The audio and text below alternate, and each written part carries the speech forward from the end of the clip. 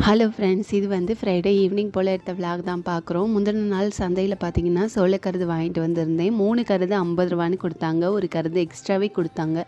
சரின்னு அதை இன்றைக்கி ஈவினிங் ரெடி பண்ணி கொடுக்கலான்னு தான் ரெடி பண்ணிக்கிட்டு இருந்தேன். இன்றைக்கி வந்து மித்துக்குட்டிக்கு பேரண்ட்ஸ் மீட்டிங் இருந்துச்சு. அதையும் அட்டன் பண்ணிவிட்டு அப்படியே வரப்போ மித்திரனையும் பிக்கப் பண்ணிவிட்டு கூட்டிகிட்டு வந்தாச்சு.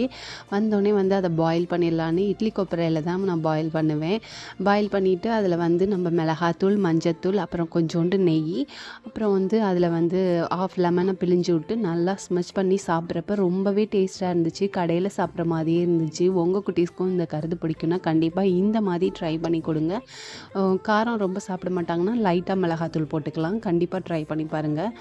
மித்துக்குட்டிக்கு இது ரொம்ப ஃபேவரட். அவனுக்கு செஞ்சு கொடுத்தோன்னா ரொம்ப ஹாப்பியாக சாப்பிட்டான். இந்த வீடியோ பிடிச்சா லைக் பண்ணுங்கள். இது போல் வீடியோவுக்கு நம்ம சேனலை மறக்காமல் சப்ஸ்கிரைப் பண்ணிக்கோங்க. டாடா.